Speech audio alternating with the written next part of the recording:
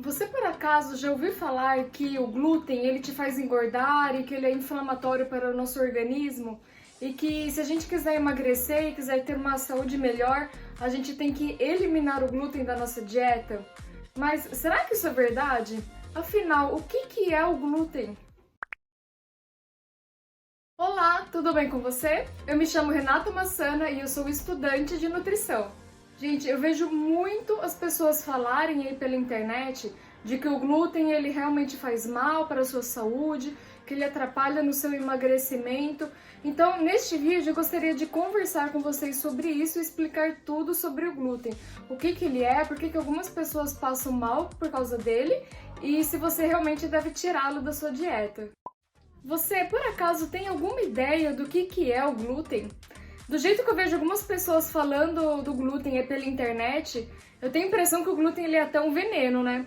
Mas não, o glúten ele é simplesmente uma proteína. E é uma proteína naturalmente presente em alguns cereais, como o trigo, o centeio e cevada, sendo o trigo o cereal que mais tem esse componente. Mas além de naturalmente presente nesses cereais que eu acabei de falar, o glúten ele também pode ser formado quando a gente está fazendo uma massa de pão, por exemplo. E o pão, de fato, ele é um exemplo perfeito para a gente usar do porquê que o glúten é formado.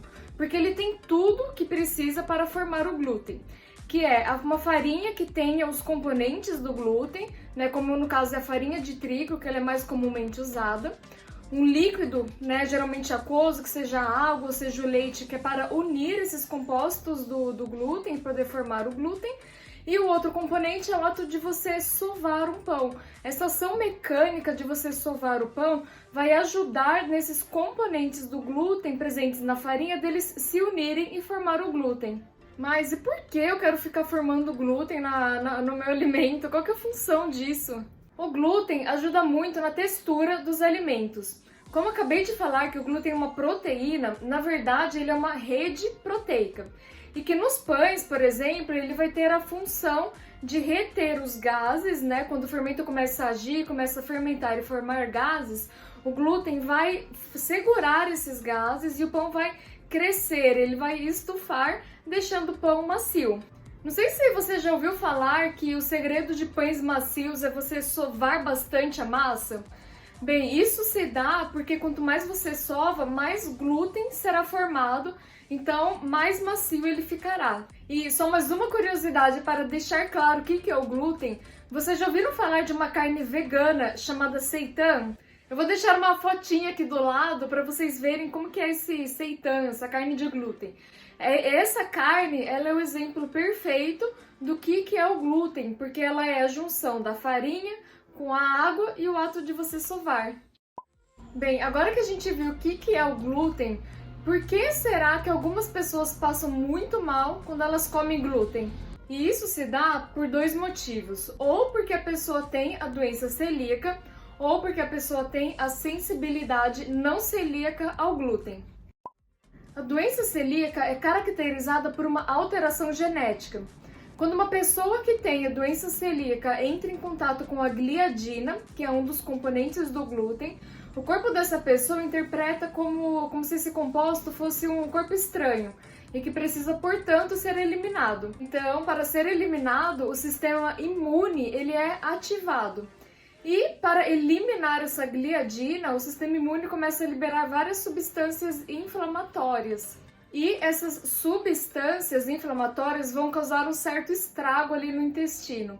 É por isso que pessoas com doença celíaca, quando consomem glúten, acabam tendo alguns sintomas muito ruins, como diarreia, estufamento por causa da grande formação de gases.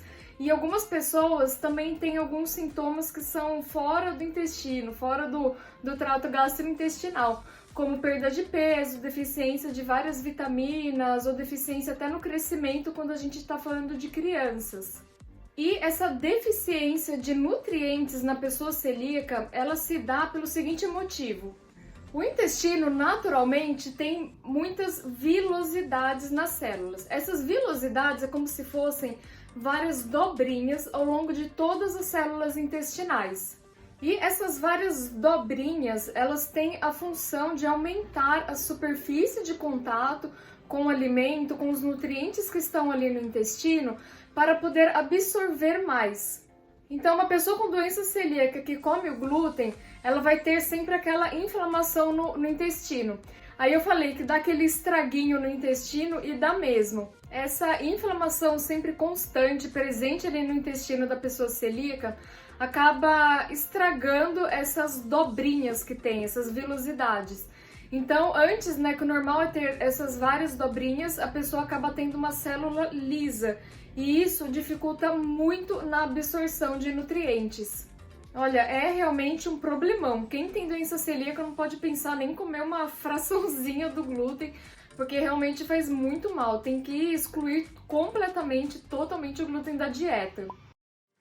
Já a sensibilidade não celíaca ao glúten, ela não é uma alteração genética como ocorre na doença celíaca. Na verdade, essa sensibilidade ela é um pouco controversa no meio científico. Alguns cientistas tendem a achar, né, eles têm essa hipótese de que essa sensibilidade ela não é uma doença propriamente dita, porque ela não tem os mecanismos fisiopatológicos bem definidos. E, além disso, alguns cientistas também acreditam que essa sensibilidade não celíaca ao glúten, na verdade, ela pode ser confundida com alguns sintomas causados pelos FODMAPs.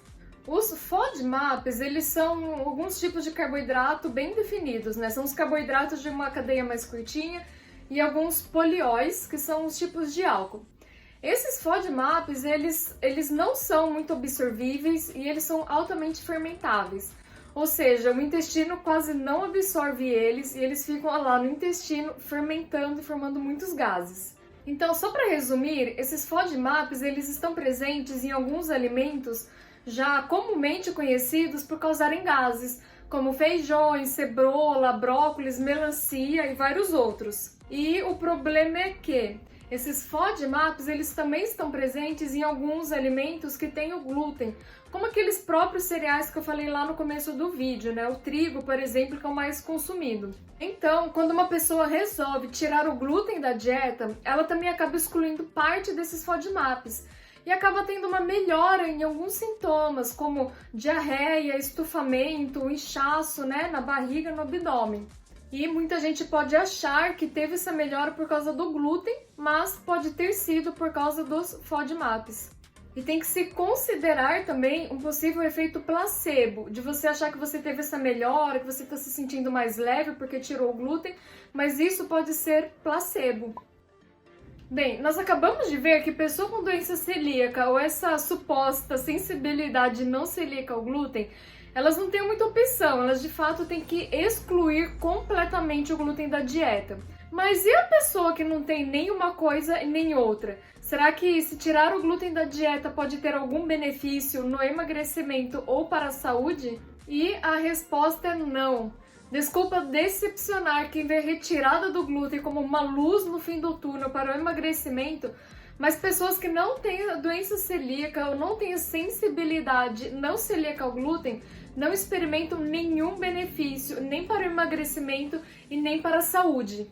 Lógico que se você é uma pessoa que come pão, bolacha, pizza, bolo o dia inteiro, se você reduzir, lógico que vai ser bom, mas não por causa do glúten. E embora a gente vê muito aí na internet que o glúten ele realmente faz mal, que ele é inflamatório, que deixa seu intestino permeável, gente, isso daí só acontece para quem tem a doença celíaca. Se você não tem nada, não tem por que tirar o glúten. E excluir o glúten da dieta visando o emagrecimento já é um erro por si só, porque isso daí tira de foco do que realmente ajuda a emagrecer. E outro erro comum de pessoas que querem excluir o glúten da dieta é recorrerem a alimentos industrializados sem glúten. Esses produtos industrializados sem glúten, eles têm a composição deles um pouco diferente do que se você comparar com os alimentos tradicionais. Como eu falei lá atrás, o glúten ele ajuda na textura, né, dos alimentos, então a dar aí uma certa maciez, ajudar no crescimento, mas o glúten, né, eu falei muito do pão, mas ele é muito presente também em bolachas, bolos, enfim, tudo que vai farinha de trigo. Então, a indústria, quando vai fazer um alimento sem glúten, eles têm que colocar alguns compostos, alguns aditivos químicos para deixar a textura parecida com o alimento tradicional. Então, os alimentos sem glúten, eles acabam tendo mais caloria ou alguns aditivos químicos que podem não fazer tão bem para a nossa saúde.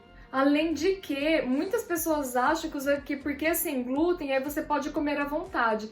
E não é por aí. Como eu acabei de falar, as indústrias acabam colocando gordura ou algum aditivo químico para substituir esses alimentos sem glúten industrializados.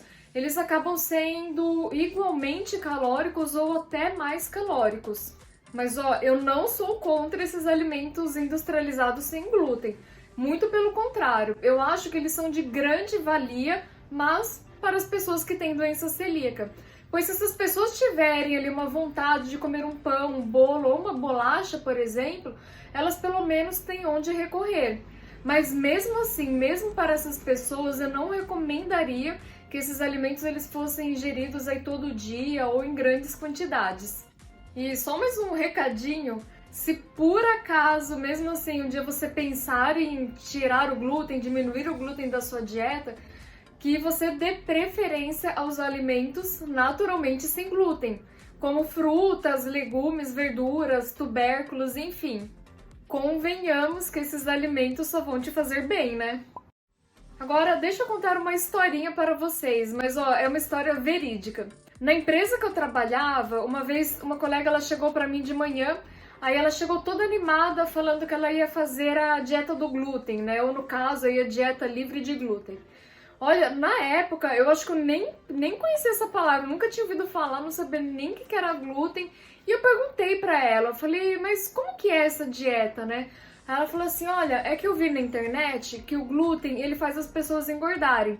Então você tem que comer, você pode comer qualquer coisa que não tem glúten. Nossa, eu tô adorando essa dieta, né? E pouco tempo que eu fiquei ali com aquela colega, eu presenciei o café da manhã dela.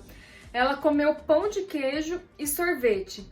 Falando assim, não parece uma troca muito legal, né? Você trocar um café da manhã tradicional para comer pão de queijo e sorvete. Eu trouxe essa dieta para ilustrar de como, às vezes, a gente vê coisas na internet que são informações erradas e que não ajudam em nada no nosso processo de emagrecimento ou na nossa melhora na saúde. E se eu puder deixar uma dica com vocês, é que na próxima vez que vocês virem alguma dieta milagrosa ou alguma dica de emagrecimento, de saúde que vai ser magnífica, sabe, desconfia. Porque eu vejo muitas informações erradas na internet, essa colega minha, ela se deixou levar por esses erros e você também às vezes pode estar indo aí por um caminho, né, que não vai estar melhorando a sua saúde, não vai estar ajudando no seu emagrecimento, ou seja, não vai estar contribuindo para quase nada, né? Então, tipo assim, será que faz sentido você tomar um sorvete, comer à vontade sorvete e achar que você não vai engordar porque o sorvete não tem glúten? As referências usadas para trazer este conteúdo estarão na descrição aqui embaixo. Olha, eu estou começando o meu canal agora. Este vídeo é de fato o primeiro vídeo com conteúdo que eu posto aqui no YouTube. Então eu adoraria saber o que você achou do meu vídeo. Então deixa o botão de joinha ou escreva aí nos comentários o que você achou do conteúdo que eu trouxe. Ou dê temas, né? Dê possíveis temas, ideias para novos vídeos que eu possa trazer aqui no canal. E eu sempre vou trazer temas assim sobre alimentação, saúde e emagrecimento. E se você quiser saber mais sobre esses temas, se inscreva. Muito obrigada por ter assistido até aqui. Um beijão para você e até mais!